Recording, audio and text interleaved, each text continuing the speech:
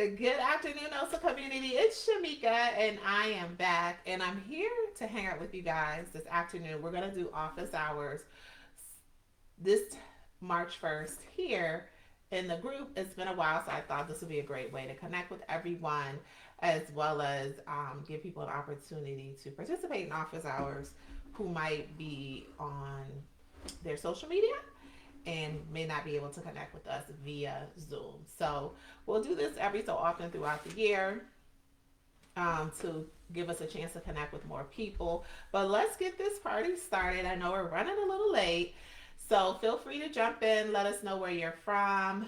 Um, Drop your social media. So I love to connect with people on social media and see what they're up to in their businesses. So definitely feel free to do that. Also, drop your questions. So that's what office hours is about. It's essentially a little bit different than our traditional Facebook Lives, where we want you guys to tell us the questions that you want to hear more answers or different perspectives on. I'm always open to hearing other people's experiences because one of the great things about healthcare staffing is that it kind of really looks different in different places. It's not something that's I go to this state, this state, this state, it's all the same. So everybody's perspective can definitely be helpful. So feel free to drop in. I know a lot of you guys have reached out to me either directly or indirectly with regards to your individual agency specific questions, but you can feel free to drop them here and I'll get to answering them. In the meantime, while we give people a chance to jump on, I'm going to touch on some of the hot questions here in the group and give a little bit of take on that. And then if you guys have questions, we'll have it there. And then as always, you can catch us or catch this video in hashtag replay, as well as you can catch this video on our YouTube channel. So if you haven't gotten a chance to join our YouTube channel, I would highly encourage you to do so, just because it'll give you an opportunity to see a little bit more, as many platforms are limiting the amount of time that you can have content on there. So that's what's happening with us. So we've decided to move a lot of our content onto YouTube, which allows you to see just more videos, more in-depth videos. So for sure, join our YouTube channel and get more information there, as we've stored a lot of content over the years. Almost 6 years, we're going into 6 years at this point, of having the Facebook group in play. And speaking of Facebook group, you guys need to go ahead and give yourself a round of applause for helping us reach 7,000 members. It's official. It was official as of, I want to say, yesterday. So we have 7,000 individuals, members, support people, agency owners, NOSA teams here in our Facebook group, which really allows us to get the word out about what we're doing, as well as connect with more information, more resources, as we've had quite a few changes over the past few years in the industry, as well as we've had quite a few people enter the industry. So give you guys a round of applause. We've officially reached our 7,000 member mark yesterday. So I'm excited.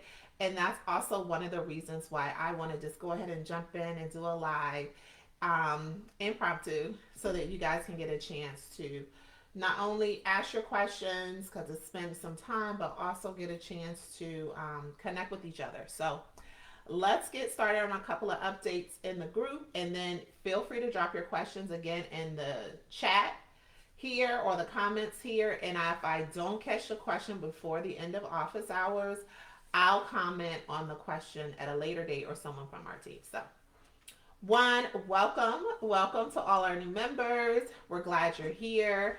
A few things to take into consideration when you're maneuvering through the group. So we're a big group. As I mentioned before, we've been around for about 6 years now, and we have a plethora of content out there, especially around the ideas or the thought process or the steps of getting started. So a couple of years ago, probably 2022, 21, we decided that those questions aren't going to be populated into the group, because all you have to do is go to features, go to files, and go to guides, and somebody, not always me, but somebody has answered that process. Now, I will say for some states, there have been some changes about what that looks like. So we'll be updating more information in the coming weeks into files as we have a work group happening around staffing regulations. So some of that process might change, but a lot of those different regulations haven't been put into place fully. So what the process was last year is still the process. So we will update you guys as we have more changes on what might be happening in your respective states. We're also going to do a post on some of the licensing process here in this week, where you're able to go in and just get more information. And I'm going to share it. It's on our website, but I'll go ahead and share it here for you guys so that um, it's under our blogs so that you have the chance to look at it. But we're gonna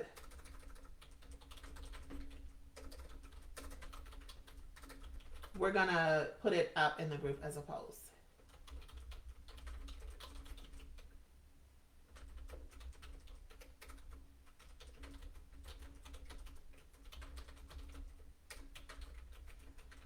So we have a few people on, and then here it's a site. And the other thing is we have a lot of topics happening in our group. A lot of times there's similar topics. I know for some people you may have like super specific questions, but I would encourage you to check out the search bar, which is usually right here in the group. It's just the oblong bar, or the magnifying glass. That'll also get you to search. And then the third option is to use topics, where if you want to know about payroll funding, or if you're interested in finding out more about insurance, we have a poll that sits under features about insurance. We have a list of different vendors that people are using in the group. And then under the comments of the poll, you can also get people's feedback. And then we also have under guides information about getting started, kind of those initial steps. And then of course people have, shared feedback as well. So start there. So if you're new, you're trying to figure it out, start there. I know some people have asked about questions not going through, and that's typically the reasoning behind it, is that question is asked a lot. The information is there. You just kind of have to look for it. But if you look in those three places, you'll find what you're looking for, and or links or resources to what you're looking for. So the last update I have, and then I'll start answering some of your questions here, is we had an event scheduled with Plex Capital this past Tuesday, and we have it rescheduled for the coming March 14th.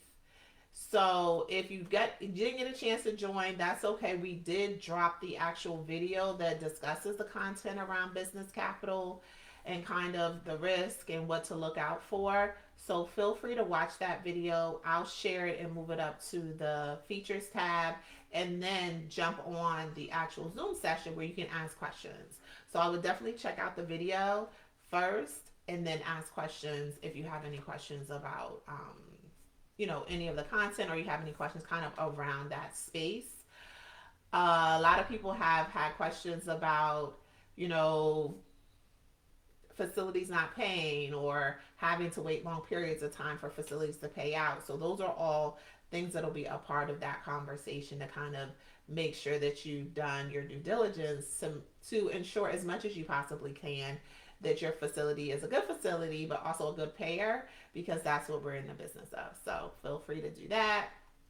And then finally, let's get to some questions. So drop your questions. I see we have a few people here.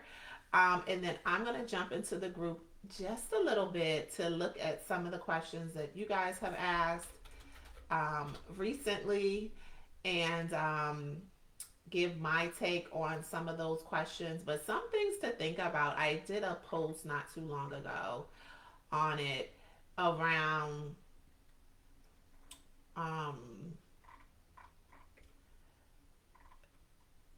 technology. So technology is a big deal for our industry. It's been a big player in our industry over the last few years. So I've shared on the YouTube channel about using Canva. One of the other NOSAs shared with me about Chat GPT. And then Microsoft also has something now called Microsoft Design. So all of those platforms are really great resources. And typically, I want to say Chat, GPT, and Canva offer free versions to help you with not only like social media, they can help you with blog posts, just kind of gathering information or putting together presentations. So if that's not in your Rolodex of things that you plan to drop or participate in your business or have your business be a part of, it's something that you really want to invest time in. Like I mentioned, there are free versions of both of those things, and it just helps your job operate a lot easier. And then it can also help if you have a team working with you, have them do what they need to do for you more efficiently. So many times we may move from, hey, so I've added these people from to work for our business, but then you end up spending your time not on the things that they're doing for the business, but spending your time on managing them. So a great tool to do that is just to add a little bit more technology, add a place where you can just check out the things that your people are posting and go from there. Add a few features that talk about that allow you to approve, like in Canva, before you actually go out and send any sort of post. So those are all great starting points when you talk about things around, hey, this is my business. I want to move away from the day to day operations. I'm going to hire these people. But then you, because maybe you don't know, spend a lot of time on managing them, and it's not as much time on the business. And these tools like Chat GPT and Canva and those types of things can assist. So I have a question here, and I'm going to drop it here in the chat. I think it's Microsoft Designs. And if you guys have experience with these different platforms, feel free to share.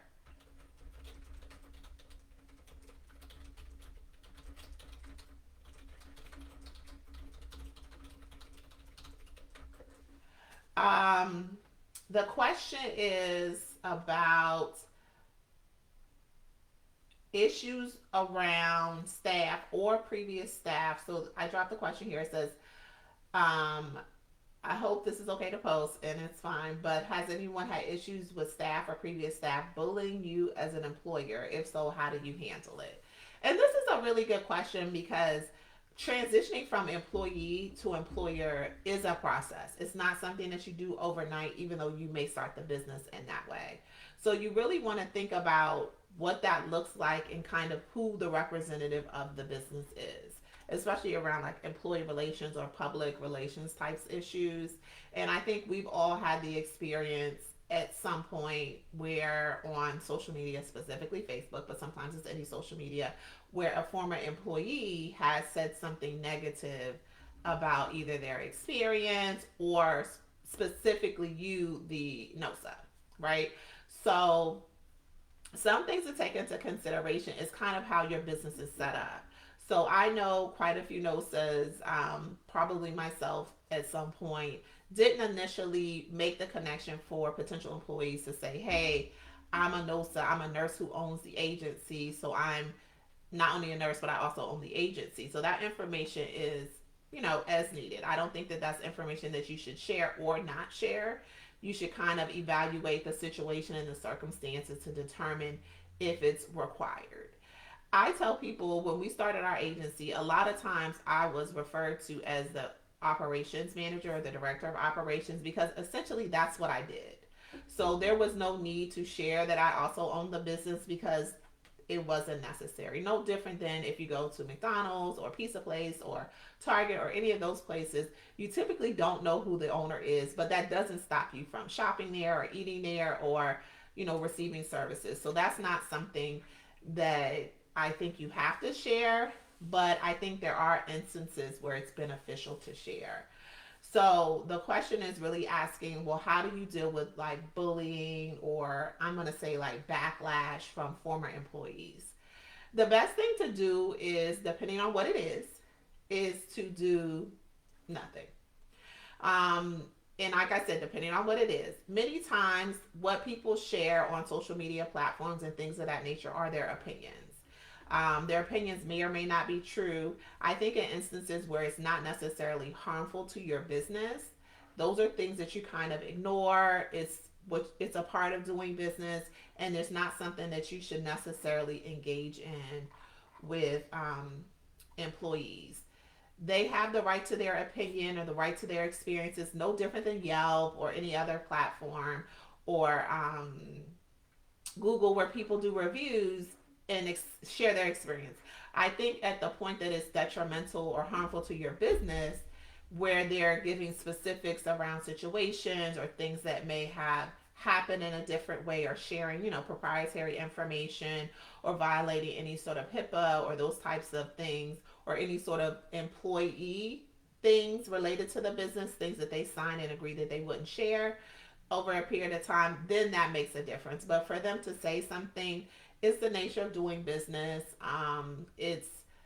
It's not something that I would encourage people to spend a lot of time on, because it creates a trickle down effect where um, if they're expressing, oh, well, we had a bad experience with this agency, and then you as the agency owner reply, it just creates the back and forth. I've rarely seen instances where there wasn't back and forth, especially on social media, any of the platforms. So you want to really think about, hey, is this something that matters or doesn't matter?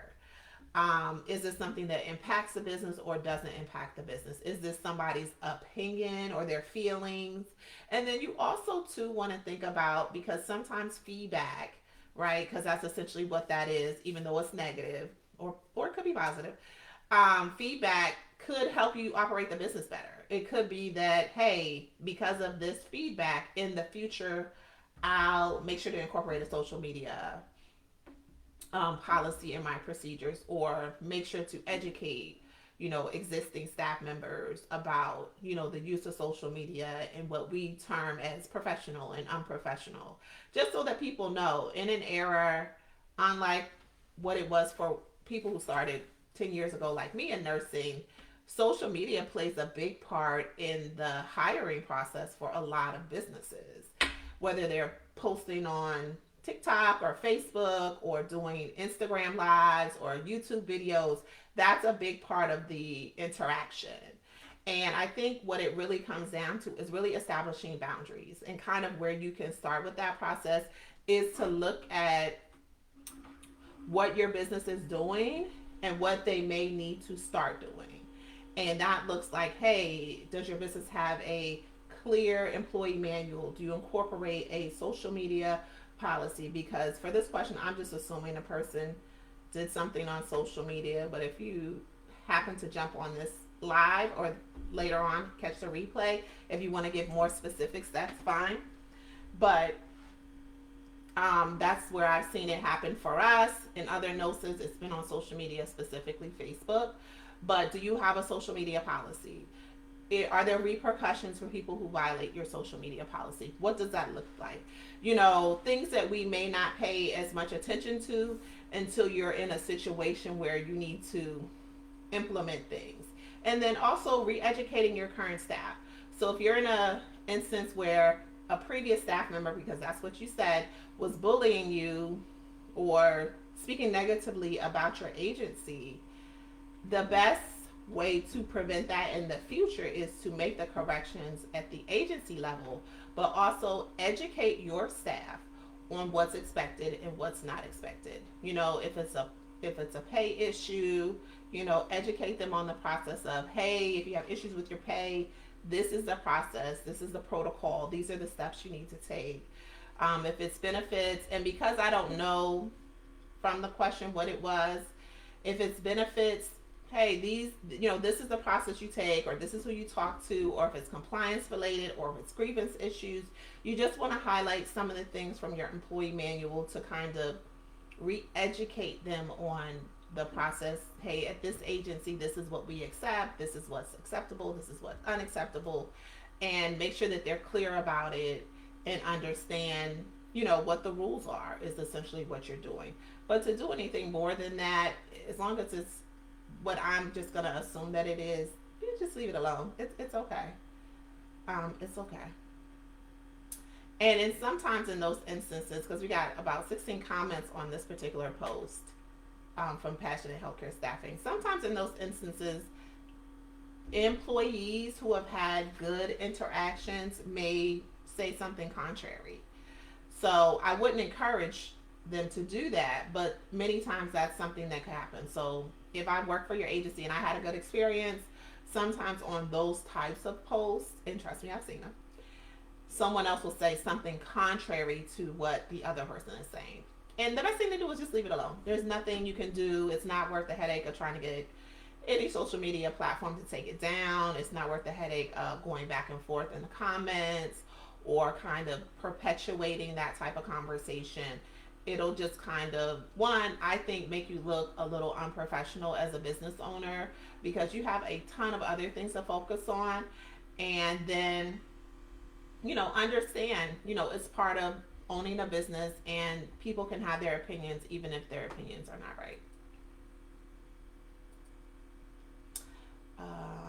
Okay, I'm gonna look to see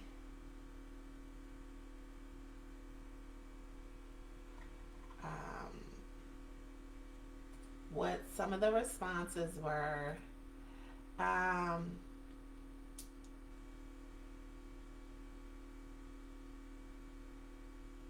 right, so some of the feedback from some of the other NOSAs was confront their bad behavior directly, or if it's something small, ignore it. For example, a place is not communicating with you properly, start to nicely stating it seems to be a problem with communication. I think it's also always good to look internally as well because maybe there's an area in your process that you can improve. Um, Another note is saying if it's around quitting, which is, I think, an unfortunate common theme in our industry, threats of quitting, let them, you have to be willing to walk away from situations that that's not going to be beneficial to you in the future. Also, it says you can't lose a battle you never involve yourself in, and I promise you'll never win by standing up for yourself against a terminated or should be terminated employee. So those are some pretty good feedback. Y'all did good with that. So that's one of the questions, and I'm going to get to two more. Like I said, if you have questions, feel free to drop them in the comments. So those were some good responses. Yeah, it's hard to do. Shane says, I agree, going back and forth on social media is not good. Look for your brand or your agency. It seems best to address issues internally if possible. I agree. Yeah, it's a hard thing to do, but you kind of have to think about future implications. You want to think about, like you said, Shane, your brand. So you really want to think about it less about you as the individual, right? Versus you as whatever your company needs. So if you're moving or operating or wanting to grow or expand your business, you don't want that to be something that comes back as a reason that maybe a potential client or healthcare facility doesn't want to work with you because this might be the way that you're treating your employees. So just leave it alone and focus on, moving your business and your brand forward.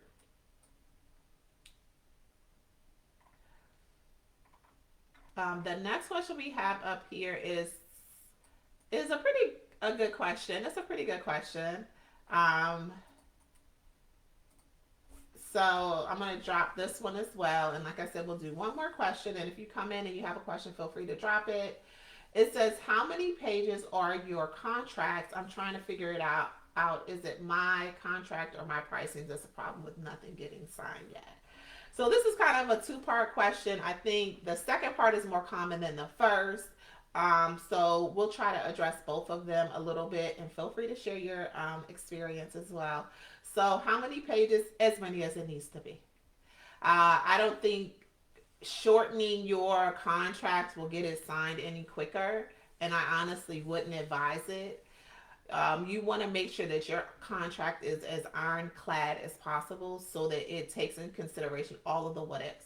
What if the client cancels? What if the employee cancels? What if the travel contract is canceled? What if there isn't payment made in 30 days. So you really want an in-depth contract, what's considered overtime, what's considered holiday pay, you know, in some states what's considered double time. So you want to have as many what ifs in your contract. So the more thorough, the better. And that's whatever number you end up in. I wouldn't say that there's like, oh, well, 5 pages is ideal. Kind of like what people refer to when we talk about resumes. 3 pages is best. So with contracts, no. I've seen contracts 100 pages. I've seen contracts 7 pages or 8 or 10 pages. So it just depends on what you're doing with that particular client, kind of how you're connecting to the client. It could be via VMS or it could be directly, and you want to throw everything in there possible so that if a what if is presented, you covered yourself as an agency owner so that at least from a contractual standpoint of view, there's not as many repercussions, and that can't be the reason that the person is able to get out of whatever the circumstances is. So I would say feel free to and I'm gonna put this on so I'm gonna put both of the questions I'm answering and features for you guys to check out and chime in. And then the second part of her question was, let's see, I'm trying to figure out, is it my contract or my prices that's the problem with getting nothing signed? So it typically won't be the length of your contract. So I wouldn't say that at all it's ever going to be the length of your contract. It could be, though, something to consider. It could be how your contract is organized. So that's something that's really key because you want the contract, no matter how many pages it is, to be organized in a way that a person, whether they're a legal person or administrator type or DON, to read through and clearly understand what it is, what types of services you're providing, what types of staff, what types of compliance you have in place, how much your bill rates are, how much your overtime bill rates are, what's considered a holiday. So you want it to be clear. And in instances where your contract isn't quite clear, that may present a challenge for a potential client to sign because they may be looking to get more clarity back from you, or they may have some perceptions around how long you've been in business, whether or not you might be a good fit for their age, for their particular facility. And then the last price, or my prices.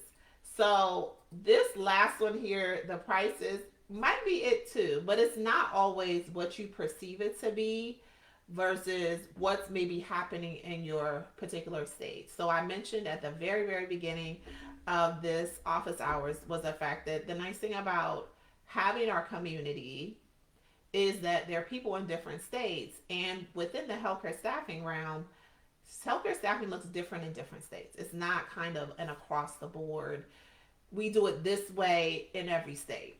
So the process of doing it, the ways of getting started, the things that you have to include to get started, what you have to do prior to launching, that all looks a little bit different throughout the country. So with that being said, different states are having different experiences. For some states, they got a real good handle over COVID now that we're in 2023, and it's not really as big of an issue. For other states, they are very much still struggling with COVID. So you want to kind of look at your particular state as its own island. And I encourage you guys, when especially it comes to pricing, you look at the state. So looking at your town or your area or your region isn't enough because it doesn't give you enough factors to consider.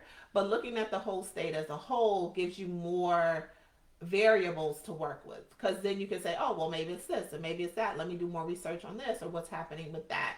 So I'll give the example, and I'll give the example in Delaware, but it can apply in a few other states. But Delaware is a fairly small state.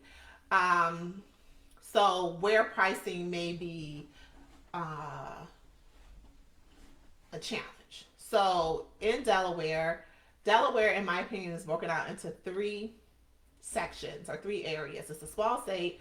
So the upper part of Delaware, closer to Wilmington, which is also closer to Pennsylvania, is more metropolitan. The middle part is more suburban, and then the south part of Delaware is a little bit more um, rural. So it's more rural and it's closer to the beach area. So that just that alone, the urban, suburban, rural plays a big part in price points when it comes to bill rates, and it plays a big part in price points when it comes to applicants' expectations. So, of course, the people who live in the urban city where the cost of living is a little bit more have a higher expectation when it comes to pay. And then as you move down to the rural areas, the same thing applies. Sometimes the challenge is, and I'm going to talk first about the applicant side and then I'll talk about the client side in a moment. Sometimes the challenge is that in more urban areas, you typically have more staff.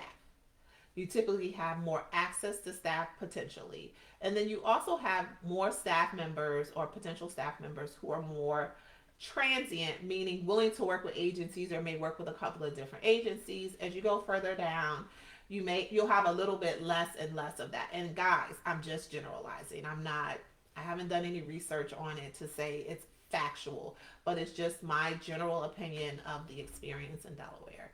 Um, so, and you guys can kind of, chime in on your own experience in your state. So, with that being said, as you kind of move down, people in more suburban areas typically are more comfortable in a stable job environment, so they may not be as open to travel or per diem types of assignments. And then in more rural areas, even more so. They want the steady Monday through Friday or weekend type of job that gives them a consistent income with maybe they pick up per diem, maybe they don't, but that's not typically as big of a thing. How does this play in when you're a NOSA? Well, it plays in kind of how you move the pieces of the puzzle around. So from the client standpoint of view, sometimes those same concerns come into play from a budgetary standpoint of view. So a client in the northern part, the urban area, probably has a bigger budget, probably has access to more resources, and maybe even more flexibility to manage and use those resources. And that might look like working with multiple agencies, offering bonuses, and things of that nature. A client that's a little bit further away may have some of those things, but also may have a more centralized internal hiring process that handles, filling in those gaps. So they may have like a registry or a PRN piece to their healthcare system. And then as you go further down, a little bit less of that. And a lot of that's based on, in my opinion, that they would just have less facilities. So in your more urban area, they would just have more facilities, which means they have more money, more access, more resources, and so on and so forth. The last part would be, how do you make that work? So this is some ways you can make that situation work from a price standpoint of view. I tell people when you're establishing your bill rates, you really want to establish a range. So let's say, just an example, my range is like 10, or let's say $20 to $40. That range will be representative of where I'm working in that area. So maybe I have a $20 bill rate in the more rural area where we'll have less contracts, less opportunities, and then a $40 bill rate in the area where we'll have more people to pull from, more facilities to work with, and so on and so forth. So having a range really allows you the flexibility depending on what the client might have needs for. And then also you want to think about what's the focus or the interest of your potential staff member. So as much as you want to do the research on your client, you also want to do a lot of research on your staff. So like, what motivates them? Do they want to work a lot of shifts, or do they want to work contracts or big contracts? Are they more interested in working at bigger hospital or healthcare systems, or do they want to work at lower acuity types of facilities? And these are good questions to ask your people during the interview process or during the screening process, just so that you don't waste your time, they don't waste your time, so that, hey, if I'm working in an urban major metropolitan city, these are high acuity, skilled hospitals that have, relationships with universities. These are like major metropolitan hospitals that are seeing lots of patients and having high levels of acuity and care. So Understanding those pieces really plays into pricing. The only way that you know if your price point isn't quite on point is if one, you get an immediate no. That's typically an indication of that your price point isn't quite right. And this is assuming a lot of other variables. But also you ask, you know, when you're talking to your client before you've even sent the contract, you want to know not only where their pain points are, but you also want to know what they're expecting. You know, like what they're trying to get from this particular relationship or potential business relationship with me. You know, are they looking for just staff? Are they looking for certain types of staff members? Are they looking for certain types of shifts? If they're a facility that needs a lot of night shift people or a lot of weekend people, we know in certain states, at least on the East Coast, those are typically premium shifts. Those are shifts that'll have a differential on them or extra pay. So that plays into how you package your pricing. And then also the presentation. So, you know, the pricing, the environment, the presentation, how you communicate with your potential client also matters because they want to feel like you can meet their needs. And if in your presentation you don't communicate that, many times that may be the reason that the contract may not go beyond the initial outreach. So I would think about those things, and you guys can kind of share some of your things. But and it's not to say too, because that's been a question in the group. It's not to say to price your services low. It's just to say to do the research. Doing the research will save you a lot of headache around, is this a good bill rate? Is this a good pay rate? Like really spend time on looking at the different websites, the different social media platforms, Indeed, salary.com, all the places that'll share information about what people are getting paid accurately, and also places that will give you feedback as to what's happening in that particular area. So, um, resources like the census gives you information about, hey, what's the average rate of pay for a registered nurse in Delaware? Hey, what's the average pay for a licensed practical nurse here? So doing the research at the state level really helps too, in that you're able to work with like real numbers. Like I could say the average rate for a registered nurse is $32 in Delaware. I guarantee you somebody else will say it's not that, it's something else. But you want to get a range to work with as far as pay rates, you want to get a range to work with as far as bill rates, and then you want to make sure that you present the information in writing in your contract as well as over the phone or in person that makes it easy for the client to know that this business relationship is beneficial. So in that conversation, you want to make sure that you've highlighted those things. All right. So if you don't have any questions, we're going to wrap up here shortly. I have one more question I'm going to jump into the group and check out. And then if you haven't gotten a chance to join us, feel free to check out hashtag replay to see what we've been talking about during office hours. Um, okay, so Shane, we'll use your question as the last one. This is great information. I have a question in regards to policy and procedure development. Should we hire someone for this service? This is my opinion now. There's so many templates out there. I would start there. A lot of the platforms that you can use that I don't know that people use enough of is Etsy. Canva has a template for policy and procedures. And try Chat GPT. I think they have a feature that'll kind of get you started. And then you want to also, Shane, think about what you want in your policy and procedures. So, of course, you want the standard stuff. But is there something else that you need to add to that? Is there something more specific, whether it's to your area or if it's specific to, state policies or any sort of state regulations? The thought that always comes to mind is California. So you want to make sure that you have like kind of a standard policy and then add in. I will say it's worth having someone who's in either that human resources um, realm to review, have a second party review it. It doesn't have to be someone that you pay, but you want to have a second party review it to make sure that you're covering everything that you need to cover in there. But no, I wouldn't pay someone to develop it. There's so many templates. Google has a lot of templates. I'll reply again with a couple of other websites, but I wouldn't pay anyone because essentially many times they're just copying someone else's template. It's not like an originally prepared template. And policies and procedures don't typically look that different from place to place in the healthcare realm versus it looks different from industry to industry. So there's factors in our industry that don't apply to others. So I'll share a few more once I look them up. So definitely. So I think that wraps us up for today. Again, thank you guys. I appreciate you guys for helping us reach 7,000 members across the country.